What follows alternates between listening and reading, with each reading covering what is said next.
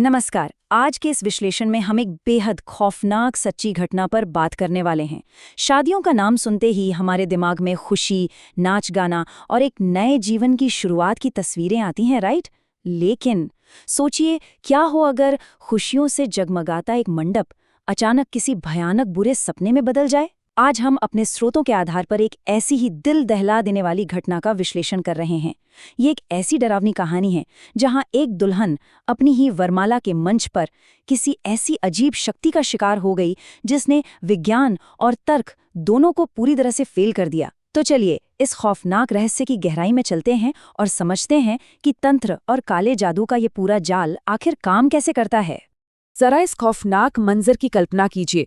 वरमाला का स्टेज सजा हुआ है, हर तरफ हंसी मजाक चल रहा है, सब बहुत खुश हैं। और तभी अचानक से दुल्हन बिंदिया का बर्ताव पूरी तरह से बदल जाता है। वो उल्टे पैरों, अपने हाथों और पैरों के सहारे किसी जानवर की तरह तेजी से पीछे की ओर रेंगने लगती है और फिर उसका शरीर धीरे धीरे हवा में उठने लगता है। बिल्कुल, वो हवा में तैर रही है। ये कोई हॉरर फिल्म का सीन नहीं है, बल्कि हमारे सोच के अनुसार शादी के मंच पर घटी वो डरावनी सच्चाई है जिसने दूल्हे पंकज समेत वहां मौजूद हर एक इंसान को खौफ से जमा दिया। ये पूरी घटना उस रात के एक बहुत ही भयानक विरोधाभास को दिखाती है। एक तरफ शादी का वो टिपिकल खुशहाल माहौल है, तेज डीजे बज रहा है, गानों पर दोस्त जमकर नाच रहे हैं और मेहमान खाने में मगन हैं। कोई गोलगप्पे खा रहा है तो कोई चिकन टिक्का का मजा ले रहा है। सब कुछ एकदम परफेक्ट। लेकिन दूसरी तरफ चंद पलों के भीतर ही वही स्टेज चीखों, खून की बूंदों और एक ऐसे डरावने सन्नाटे में बदल जाता है कि बैंड बाजे वाले तक अपना सारा सामान छोड़कर वहां से भाग खड़े होते हैं।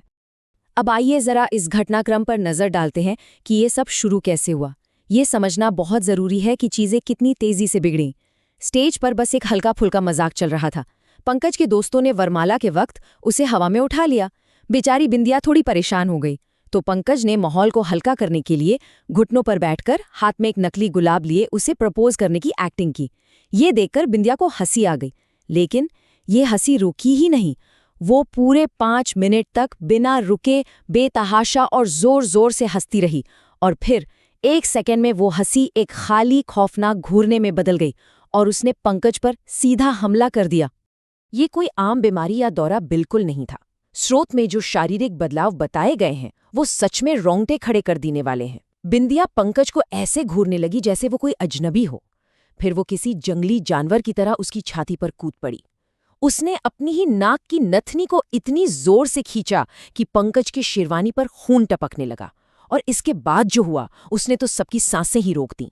हाथों और पैरों के बल उल्टे पीछे की ओर रेंगना, हवा में ऊपर उठ जाना और जोर जोर से रोना, ये सब पूरी तरह से आम मानवीय और खौफनाक था। भाग 1, 4 साल का प्यार, बर्बादी से पहले। अगर हम बिंदिया के ही शब्दों में समझें तो वो असल जिंदगी में बहुत ही मजाकिया और जिंदा दिल इंसान थी। वो अक्सर पंकज से मजाक में कहती थी कि प्यार ना सिर्फ सब कुछ सुनना सिखाता है, बल्कि ये टाइम मैनेजमेंट, रिस्क मैनेजमेंट और जाते जाते किस देना भी सिखाता है। ये छोटी छोटी प्यारी बातें इस खौफनाक घटना को और भी ज्यादा दर्दनाक बना देती हैं। सोचिए, एक ऐसा प्यार जो 4 साल की लुकाछिपी और मुश्किलों के बाद फाइनली शादी के मंडप तक पहुंचा था, वो पलक झपकते ही किसी बुरी नजर का शिकार हो गया। लाल जोड़े में सजी बिंदिया इतनी खूबसूरत लग रही थी कि उसकी सहेलियां उसकी तुलना सीधे कटरीना कैफ से कर रही थीं। वो उस दिन दुनिया की सबसे खुशहाल लड़की थी जिसे अपना सच्चा प्यार मिल रहा था। लेकिन महज कुछ ही पलों में वो एक बिल्कुल ही पहचान में न आने वाली, हिंसक और हवा में झूलती हुई अजनबी बन गई। एक बेहद खूबसूरत दुल्हन का महज कुछ सेकंड्स में ऐसा भयानक रूप ले लेना सचमुच दिल दहलाने वाला है। भाग 2, तंत्र का विज्ञान। ऐसा क्यों हुआ?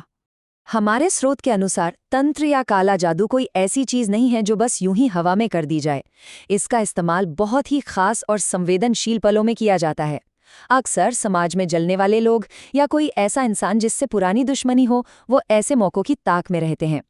इस काले जादू का सीधा सा मकसद होता है सामने वाले इंसान को पूरी तरह से बर्बाद करना, उसे पागलपन की हद तक धकेल देना या यहाँ तक कि उसकी जान ले लेना। सीधे शब्दों में कहें तो ये एक बहुत ही खतरनाक मानसिक और आध्यात्मिक हमला है। और ये बात इस चीज को बहुत अच्छी तरह से समझाती है कि भारतीय शादियों को इतना शुभ क्यों माना जाता है और साथ ही वो सबसे ज्यादा खतरे में भी क्यों होती हैं। लोककथाओं और मान्यताओं के अनुसार शादी की ये 4 खास रस्में, वरमाला, 7 फेरे, सिंदूरदान और विदाई, ये सिर्फ आम रस्में नहीं हैं। ये वो परिवर्तनकालीन क्षण हैं, वो ट्रांजिशन पॉइंट्स हैं जब एक दूल्हा और दुल्हन आध्यात्मिक रूप से सबसे कमज़ोर होते हैं और किसी भी बाहरी नकारात्मक ऊर्जा का शिकार बहुत आसानी से हो सकते हैं। और शायद यही सबसे बड़ा कारण है कि हमारी परंपराओं में इतने कड़े नियम बनाए गए हैं। हम अक्सर सोचते ना कि सिंदूरदान की रस्म के वक्त दूल्हा दुल्हन के ऊपर एक कपड़ा क्यों ताना जाता है, या उसे इतनी प्राइवेसी में क्यों रखा जाता है। उस वक्त मंडप में सिर्फ माता पिता और एकदम करीबी लोग ही मौजूद होते हैं। ऐसा इसलिए किया जाता है ताकि भीड़ का फायदा उठाकर कोई चुपके से दूल्हा दुल्हन की बंधी हुई चुनरी में कुछ डाल ना दे। एक तरह से ये उन्हें बाहरी तांत्रिक हमलों से बचाने का एक बहुत ही जरूरी सुरक्षा कवच है। भाग 3, लोहे का अचूक नियम जो टूट गया। सदियों से चली आ रही हमारी मान्यताओं में काले जादू को बेअसर करने का एक बहुत ही सटीक और अचूक तरीका बताया गया है। नियम यह है कि जैसे ही हल्दी की रस्म पूरी होती है, दूल्हा और दुल्हन दोनों को हमेशा अपने साथ लोहे का कोई ना कोई टुकड़ा रखना होता है, चाहे वो कोई छोटी सी चाबी हो, चाकू हो या लोहे का कोई छल्ला। ये लोहे का टुकड़ा असल में किसी भी तरह की नकारात्मक ऊर्जा या तांत्रिक क्रिया के खिलाफ एक ढाल का काम करता है, जिसे कोई बुरी शक्ति भेद नहीं सकती। और दुर्भाग्य से यहीं पर सबसे बड़ी और दुखद गलती हो गई।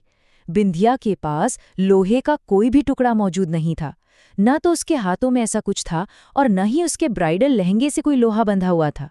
वो वरमाला के उस भारी भीड़भाड़ वाले मंच पर पूरी तरह से असुरक्षित खड़ी थी। और हमारे स्रोत के अनुसार बस इसी एक छोटी सी चूक ने किसी ईर्ष्यालु इंसान को उस पर इस भयानक तंत्र का प्रयोग करने का पूरा मौका दे दिया। भाग 4, दर्दनाक अंजाम। 10 इस रूह कंपा देने वाली घटना को घटे पूरे 10 दिन बीत चुके हैं। अब हालत ये है कि बिंदिया को एक अलग कमरे में बंद रखा गया है। वो कमजोर होकर सिर्फ हड्डियों का एक ढांचा बनकर रह गई है। वो पल में हिंसक हो जाती है, पल में जोर जोर से रोने लगती है और कभी कभी उसका शरीर फिर से हवा में तैरने लगता है। वो एक ऐसे अंतहीन और खौफनाक बुरे सपने में फंसी हुई है जहां से बाहर निकलने का कोई रास्ता नहीं दिख रहा। यहाँ पर हमें विज्ञान और अंधविश्वास के बीच एक बहुत ही भयानक टकराव देखने को मिलता है। जाहिर है, परिवार वालों ने डॉक्टरों से मदद मांगी, लेकिन आधुनिक चिकित्सा विज्ञान के पास इस चीज का कोई जवाब, कोई इलाज नहीं था। डॉक्टर्स उसे सिर्फ नींद की गोलियां दे सकते थे ताकि उसे थोड़ा आराम मिल सके। जब तक गोलियों का असर रहता, वो शांत सोती। लेकिन कड़वी अलौकिक सच्चाई ये थी कि जैसे ही उसकी आंख खुलती, वो वापस उसी डरावनी और हिंसक स्थिति में आ जाती।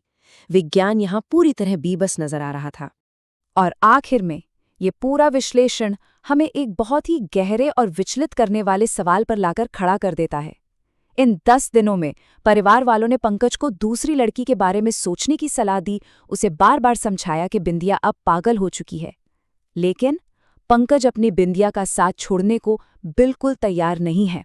उसका प्यार बेहद जिद्दी है। तब सोचने वाली बात यह है कि जब एक सच्चा और जिद्दी प्यार किसी ऐसे काले श्राप से टकराता है जिसका दुनिया में कोई इलाज ही ना हो, तो जीत किसकी होती है? क्या वो भयानक अंधकार हावी हो जाएगा या पंकज का प्यार इस श्राप को तोड़ पाएगा? हमारा स्रोत हमें इसी डरावने और सोचने पर मजबूर कर देने वाले मोड़ पर छोड़ देता है। आज के इस विश्लेषण से जुड़ने के लिए बहुत बहुत शुक्रिया। सुरक्षित रहिए और हर चीज के प्रति अपने नजरिए को हमेशा खुला रखिए।